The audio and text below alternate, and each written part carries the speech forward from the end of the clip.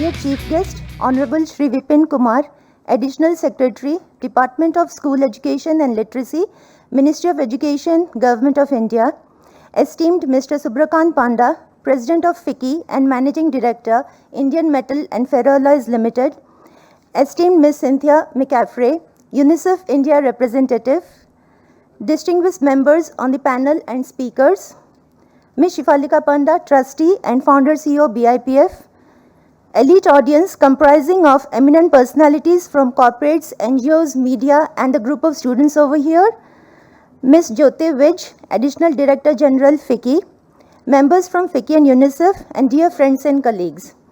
A very good morning and welcome to the 12th edition of IDEATE, an initiative by Banshidhar and Ila Panda Foundation in partnership with FICCI and UNICEF as the knowledge partner under the banner of Jan Bhagidari G20 Empower. We also acknowledge FICCI partners Hindustan Unilever Limited, Transworld Group, Apollo Hospitals, INFA and Microsoft. Dear esteemed audience, IDEATE, an annual thought leadership advocacy platform for collaboration and advocacy with distinguished members from various sectors to deliberate on socio-economic issues.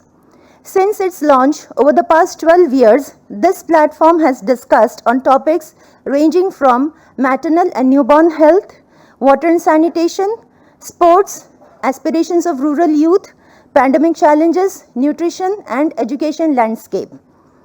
This year, we are delighted to bring IDEATE at New Delhi with an illustrious panel of members on the speakers for IDEATE 2023.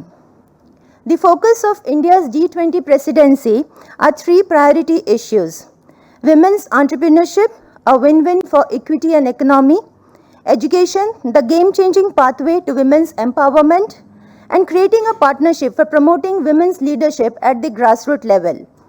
While emphasizing on these three priority issues, empowerment of adolescent girls is a vital part of G20 Empower. This brings us to the theme of IDEATE 2023, Foundational and Lifecycle Interventions to Empower. We now proceed towards the inaugural sessions, and we may please now, with a huge round of applause, invite the dignitaries to be on dais. Mr. Subrakant Panda, President FICCI, MD Indian Metal and Ferroalloys, Ms. Cynthia McCaffrey, UNICEF India Representative, Ms. Jyoti Vij, Additional Director FICCI, and our revered Chief Guest, Honorable Shri Vipin Kumar, Additional Secretary, School Education and Literacy, Ministry of Education, Government of India.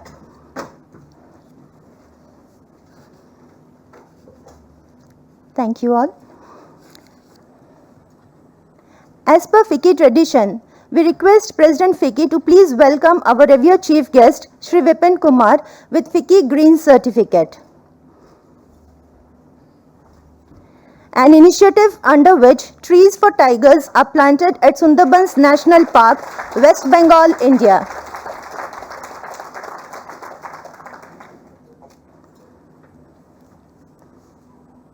It's indeed a great pleasure to have with us Mr. Subrakant Panda, Managing Director of Indian Metal and Ferroalloys Limited.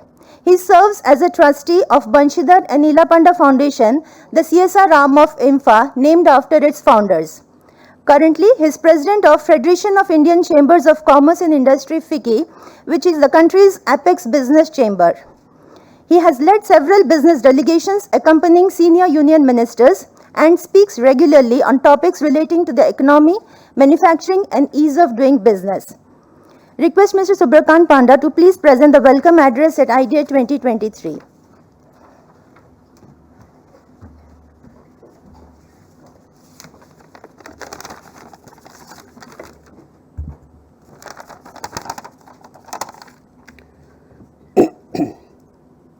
Shri Vipin Kumar, Additional Secretary, Department of School Education and Literacy, Ministry of Education; Ms. Cynthia McCaffrey, UNICEF India Representative; Jyoti Vij, Additional Director General; distinguished speakers, leaders, ladies and gentlemen, and the many friends in the audience today. Welcome to IDEATE 2023, which is a thought leadership platform of the Banshidhar and Ila Panda Foundation, organized along with FICCI and with UNICEF as the knowledge partner. This is, of course, part of the G20 Jan Bhagidari initiative, where FICCI plays a significant role as the Secretariat for Empower 20. I'm here today, as you heard, with wearing two hats, which is as President of FICCI, as well as Trustee of BIPF, which is named after my parents. And I'm happy to be here today with all of you talking about what is a very important subject. So if we were to talk about foundational and life cycle interventions, adolescence is an important phase of life. It's the passage between childhood and adulthood, and a critical phase where substantial physical, emotional, and social changes take place. It is that moment in time where, or that passage of time where appropriate interventions can make a significant difference to a young child's life as he or she transitions from childhood to adulthood. India, as you know, has one of the world's youngest populations, and 21% of the Indian population are adolescents, with 47% approximately being girls. And therefore, it is especially important, this phase is especially important for adolescent girls as it sets the stage for the future. Identities and opinions are formed during this period, and while it is a time of great vulnerability, it is also, as I mentioned, a phase of life where appropriate interventions can enhance a girl's potential in the years ahead. Countries which have closed the gender gap in terms of education, health facilities, and job opportunities certainly do get a boost in terms of economic growth. So if I were to talk about closing the gender gap, it is of course key to economic inclusivity and achieving development in the true sense, and empowering young girls as they transition into adulthood, I think, represents an unprecedented opportunity for progress both for themselves as well as the nation. The ability to keep young girls healthy, safe, and engaged in schools builds their capacity and gives them a voice in decisions which affects the future. The path to a healthy as well as socially and economically productive adulthood is laid early on, and that is where we must have our greatest focus to ensure that they are on the right path. Society benefits as a whole if young women join the workforce. Indeed, it is estimated that if adolescent girls stay on in school and delay early marriage, and therefore the consequences such as early pregnancy, etc., something like $110 billion can be added to India's GDP over their lifetimes. And as much as we are growing at a rapid pace, I think this is not an area that we can or should afford to ignore. So it's all about choices, not just what, but also the how. It's important to work with young adults to empower them to make informed choices, because going ahead, that is what will ensure that they stay on the right path. It's equally important, of course, to ensure their skill, education, and health so that they're confident young individuals. There is therefore a need to address this holistically and not in silos, and this is where the concept of life cycle approach comes into play. Life cycle approach is a catalyst to comprehensive change. It is not just for the individual, but also her family and the community at large, because we do know the important role that women play in society. I believe we should focus on empowerment by seeing women as agents of change and not just as beneficiaries of health and development programs. It is not about providing resources alone, but ensuring that there is a process which brings about social transformation. New India indeed envisions women as equal partners, and I'm sure you would have heard the Honorable Prime Minister talk often about not just women's development, but women-led development.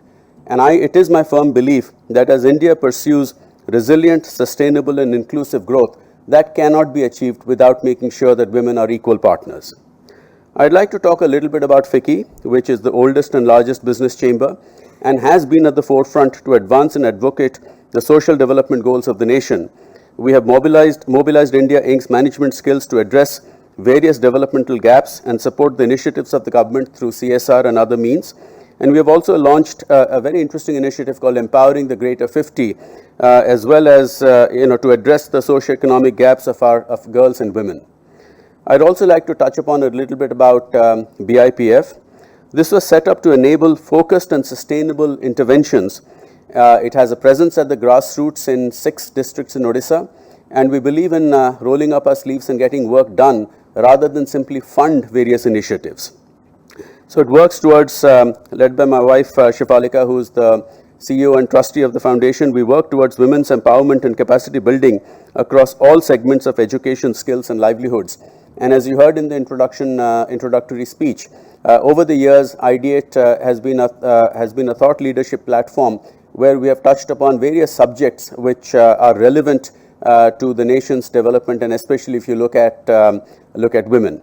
So it's a pleasure for me to be here today to welcome all of you, especially our chief guest and Ms. McCaffrey from UNICEF. And I'm sure that the panel discussion and the fireside chat on an important topic like this will be something which will add to your knowledge of what needs to be done for India to proceed and do so in a sustainable and inclusive manner. Thank you.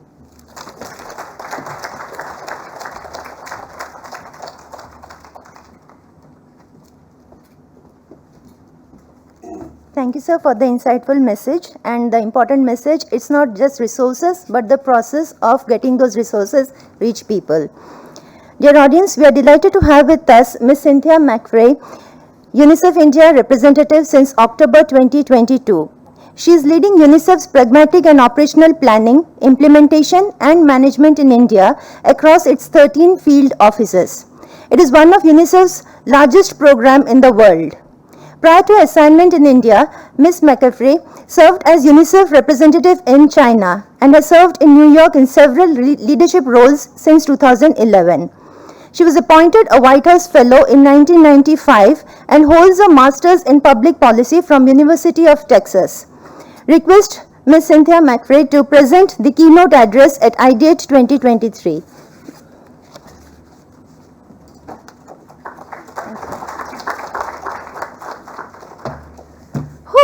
Thank you.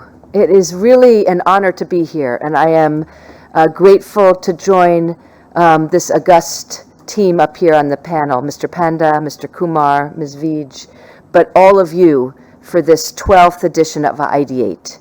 And I think it's an honor and important to join because of exactly what we've heard at the opening.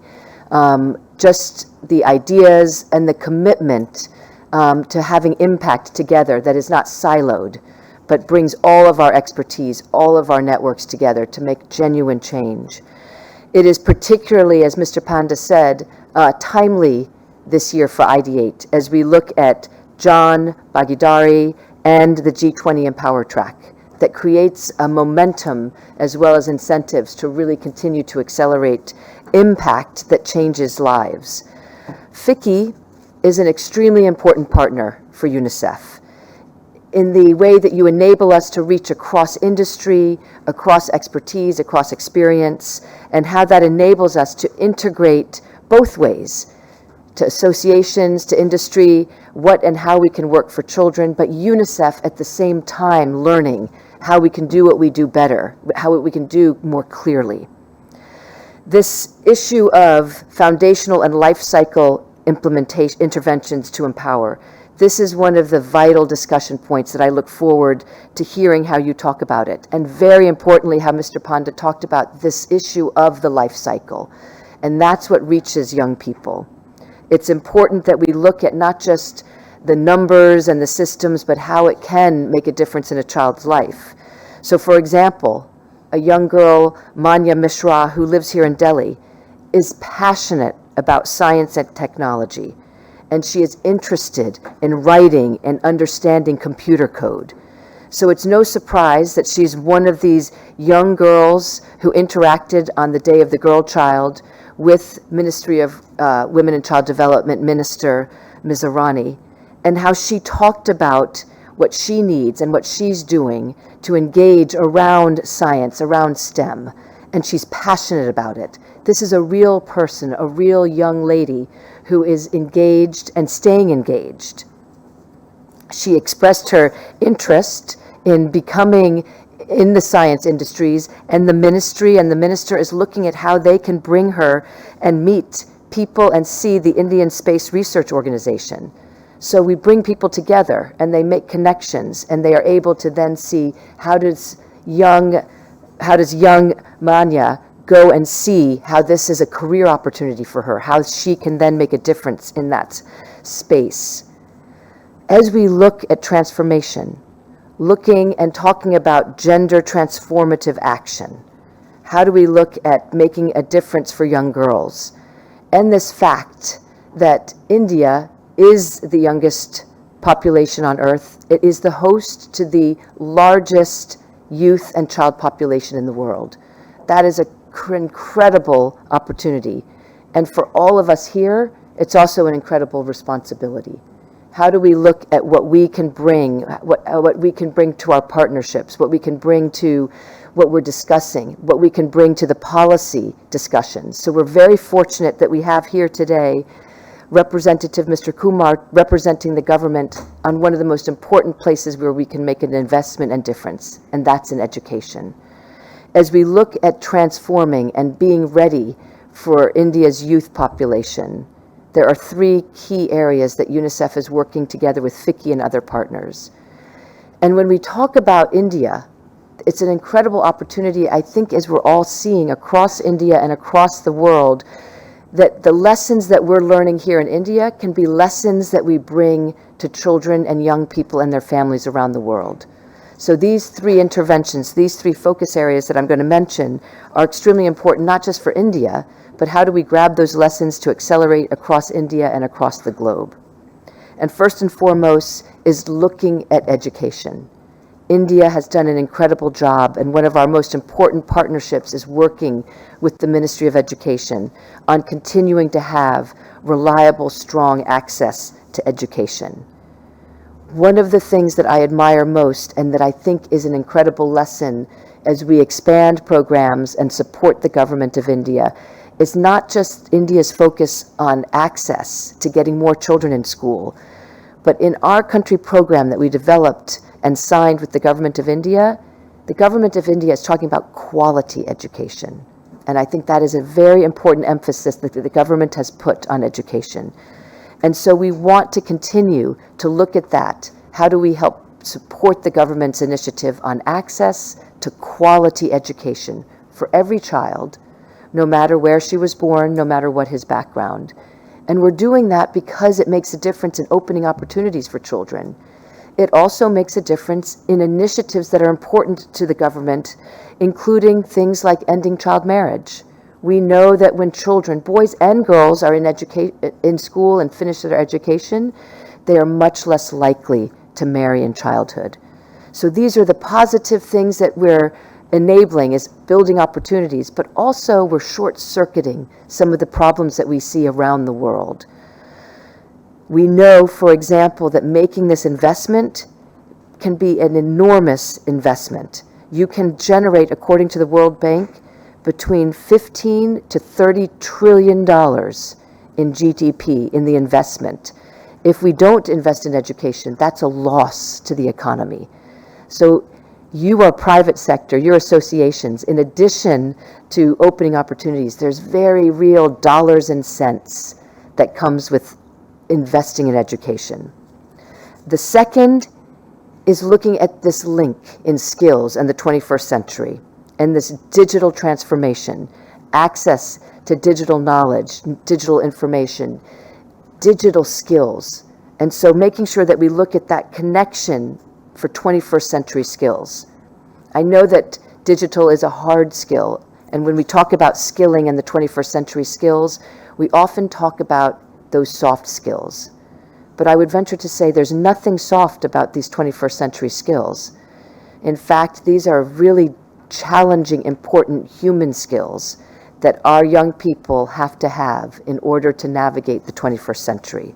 I think we said we had some students here today, right? Are there students here? I think they might be. I'm sorry, guys, but I saw some younger faces in the crowd, so I looked over here. This is important that you're here and you're hearing this. Tell us what's important for the 21st century, and you have an audience of industry that's trying to hire people and trying to think about what's important for the 21st century. So this is an incredible opportunity for dialogue of what you're seeing and thinking about what you need in order to have those 21st century livelihoods, but also listen to the people who are in industry, who are also trying to figure out what to hire and what they need in their future employees. So this skilling is an important training, and the government of India is working extremely effectively across several ministries, Ministry of Education, MOYAS, on volunteership, on mentorship. But the most important thing is that constant dialogue, that communication around skilling. And third and finally is the issue of enabling aspirations.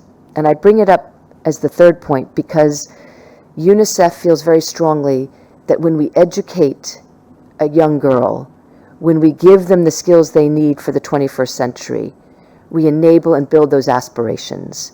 But we cannot build aspirations without having a foundation on which they can build.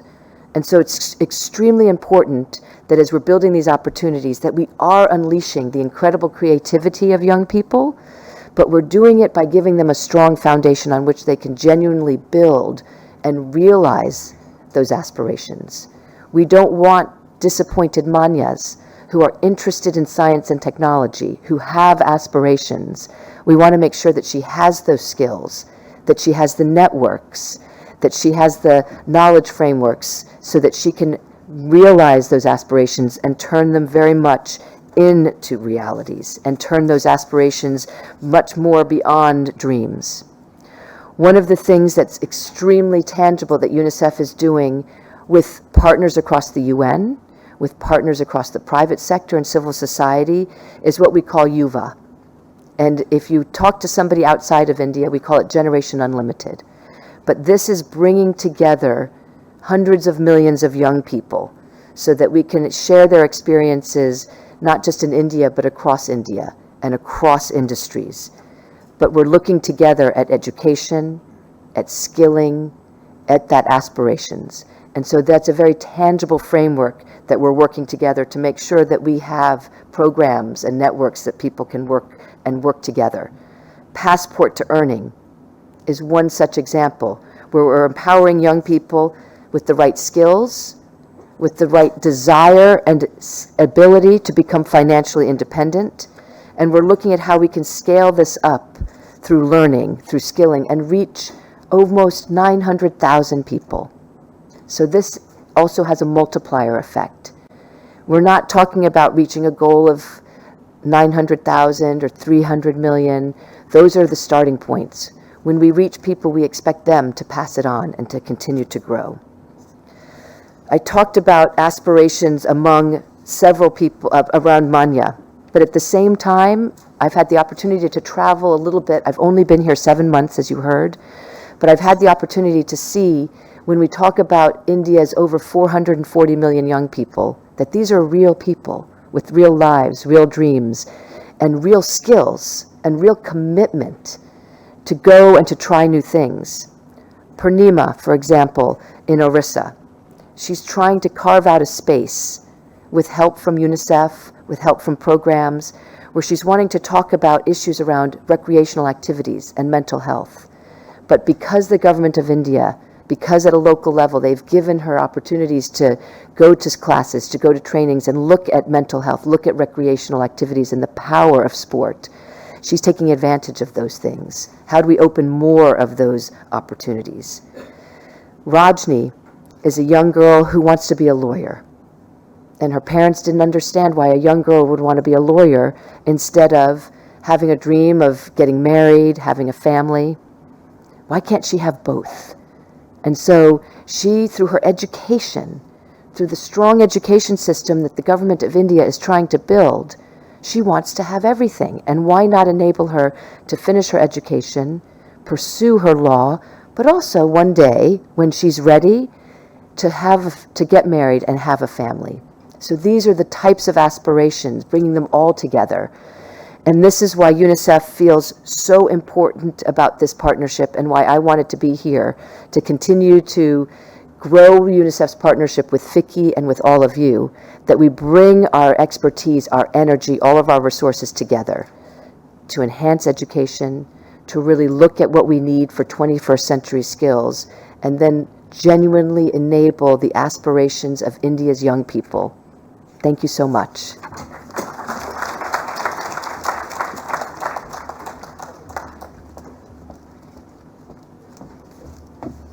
Thank you, ma'am, for the valuable inputs covering the entire spectrum with a beautiful word enabling aspirations and examples of Manya, Purnima, and Rajni. Thanks a lot. Dear audience, it's an honor to have with us revered chief guest, Shri Vipin Kumar, Additional Secretary, Department of School Education and Literacy, Ministry of Education, Government of India. Vipin Kumar is an IS officer in 1996 batch, Bihar cadre. He is Electronics and Communications Engineer from MREC, Jaipur. He has attended Making of Public Policy Program at Harvard University, USA, and Program of Policy Implementation at IPAC, Canada. Cybersecurity and Cybercrime at Gujarat Forensic Science University, Gandhinagar. He is looking after administration, coordination and parliamentary work, World Bank aided projects, setting up Parak under MEP 2020, ADB and other externally aided projects, international cooperation relating to school education department, NCTE and all aspects of teacher education. With a big round of applause, may we now invite our chief guest to deliver the inaugural address at IDEATE 2023.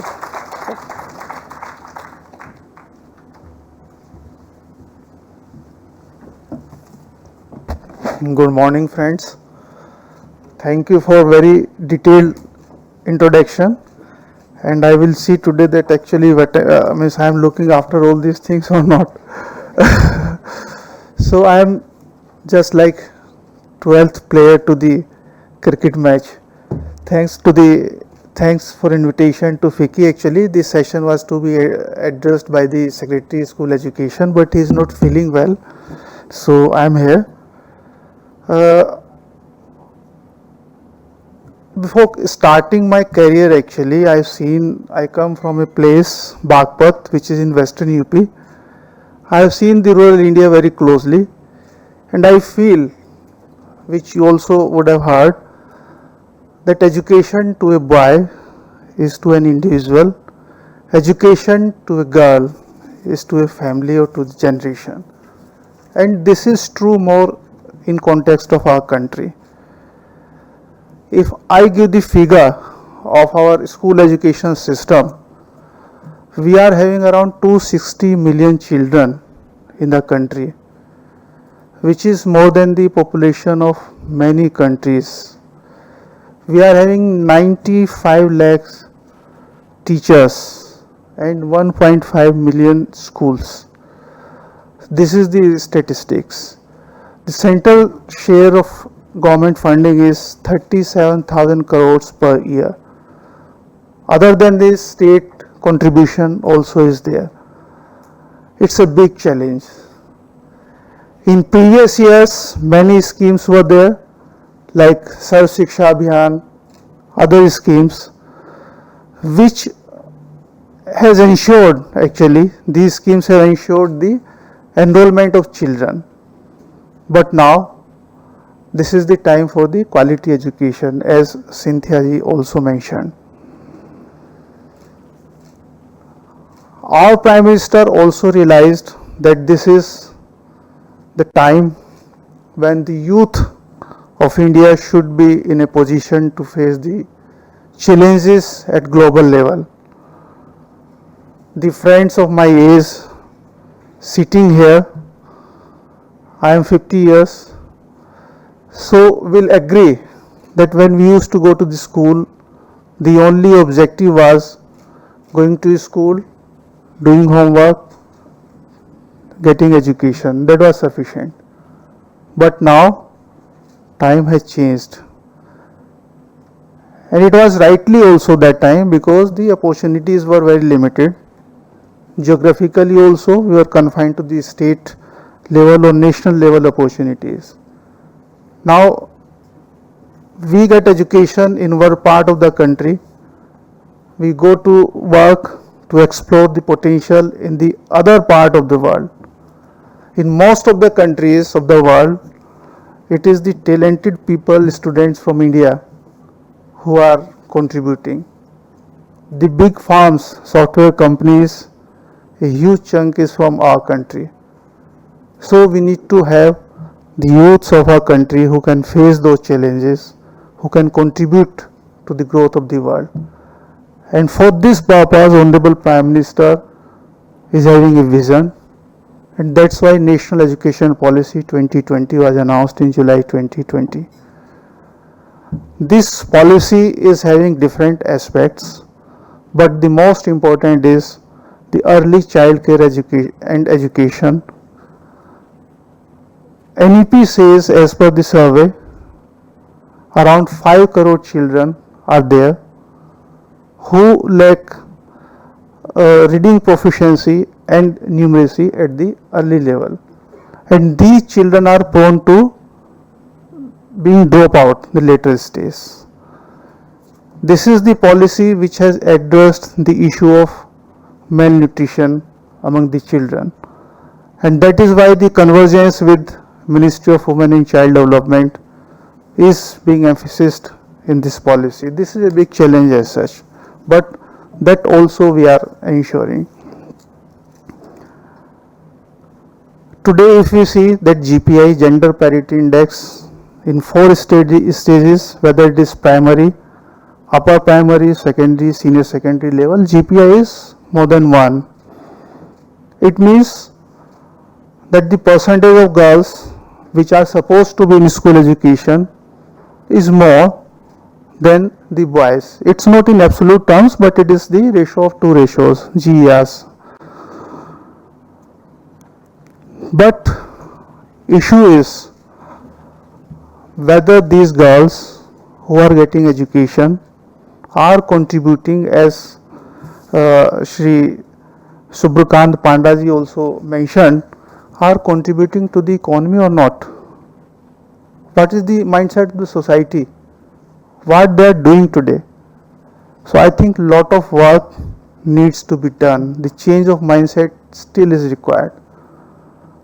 Under this policy, we have introduced many initiatives. The setting up of KGVPs, Kasturba Gandhi Balika Vidyalayas, one Vidyalaya, one school in almost all the blocks of the country is there, where the deprived girl children are given the admissions. Under IDEATE, the girls up to 8th standard, they are given free uniform, textbooks and scholarships also. The self-defense training is also given under Rani Lakshmibai defense program to all the girls in government schools. Incinerators and vending machines, this is very crucial aspect actually, and I think this is one of the main reasons for dropping out of girl children. So we are trying to ensure through convergence also with the Ministry of Health and WCD to provide these facilities. The PM Poshan scheme, the midday meal is also provided to the girls. At the same time, CBSE has started Udan scheme, because you know that the girls are not coming proportionately in the engineering courses, so they provide the coaching, etc. But the most important aspect of national education policy after ECC is the vocational education. Means how our education can ensure the employability. In our society, we see that the youth today, they may be having the degree of masters, PhDs also, bachelors also, but it is not relevant to the demand of the industry. For this purpose, we need the support of industry, the convergence with the industry. All the initiatives of NEP cannot be implemented without the support of NGOs, private sector or the industry. Till date, till now, means before 2020, we were providing the vocational courses to the students as per what we can provide to, whether there is demand or not. But it is not of much use. So we will have to think afresh. Now, National Education Policy says that from 6th to 8th standard, all the children should be given the exposure. What is vocational education? What is the skill upgradation? Means only theoretical education will not work. And after 8th onwards, the student, they should decide, they should choose that I am inclined to work in this particular area. If I talk of especially the girls, the courses which we are providing, I think most of the courses are not relevant. Beauty, wellness, tailoring, etc.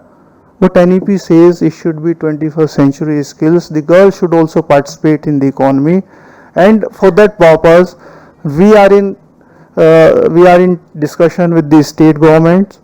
We are trying to find out what are the requirements of particular geographical areas.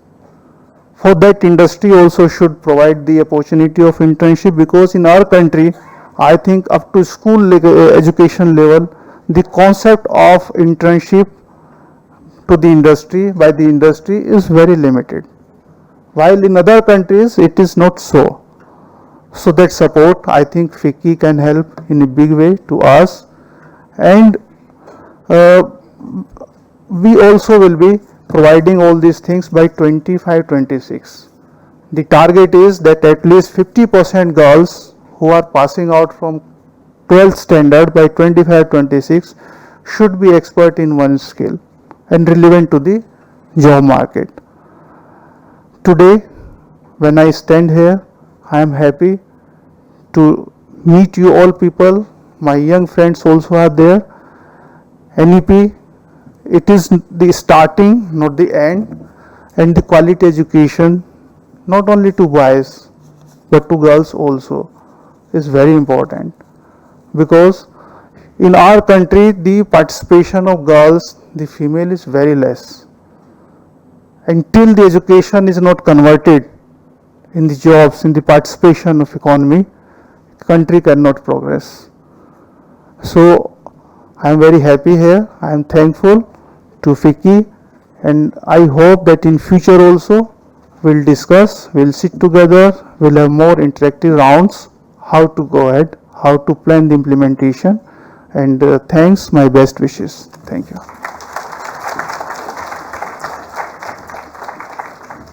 Thank you, sir, for reaffirming the commitment of various stakeholders to invest in gender equity, autonomy and empowerment of adolescent girls as a fundamental step.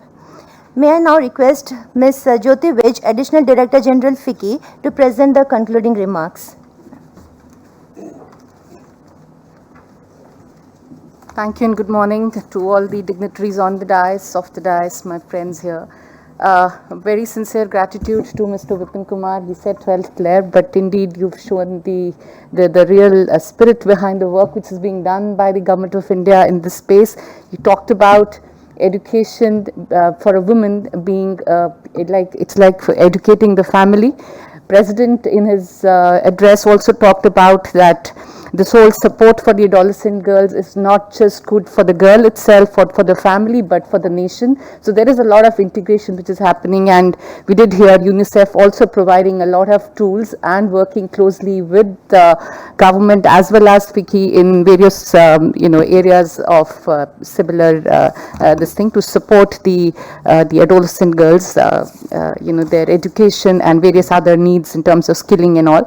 You did talk about working with FICCI in various schemes that are there with the Education Ministry, and it will be our pleasure to kind of sit with you and work out some of the PPP initiatives that may be required.